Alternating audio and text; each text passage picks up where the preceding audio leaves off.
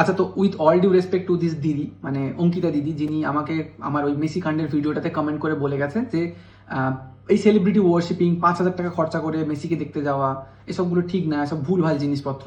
And then কিছু বাচ্চা মেয়েরা কে পপের জন্য পাগল হয়ে যাচ্ছে, তো এই সবগুলো নাকি ভুল। তো ওনাকে আমি জাস্ট একটুখানি বলতে চাই, মানে একটা সিম্পল জিনিস, যে মেসিকে কেন আমি দেখতে গিয়েছিলাম, আমি এটুকুই বলবো।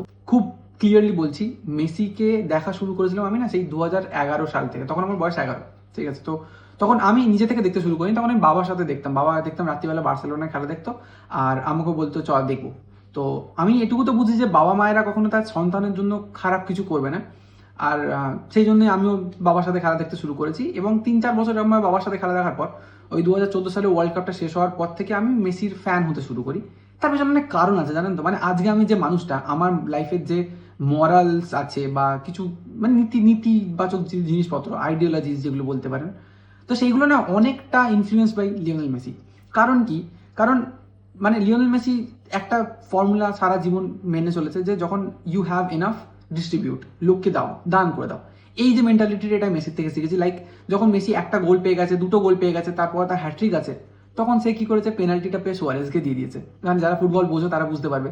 বা ধরো ফাঁকা গোল সামনে, গোল না করে নেইমারকে পাস করে বললো ইউ স্কোর। তো এই যে টিম ওয়ার্ক, লোকের সাথে একসাথে কাজ করা, এই জিনিসটা মেসির থেকে শিখেছি। বা ধরো যখন কেউ একটা খুব হার্ড ফাউল করলো, বাট মেসি খুব আহত, বাট ও পারবে এখনো ছুটে যেতে, ও উঠে পড়ে তখনও ছুটতো, রেফারির বাঁশি বাজার জন্য অপেক্ষা করতো না।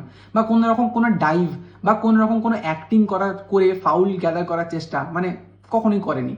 তো এই সব জিনিসগুলো আমি মেসির থেকে প্রচণ্ড পরিমাণে শিখেছি, হার্ডওয়ার্ক শিখেছি। তো সেইটার জন্য আজকে আমার লাইফে যেটুকু জ্ঞানগম্য আছে সবটাই, মানে সবটা বলবো না, অনেকটাই মেসির দ্বারা ইনফ্লুয়েন্সড।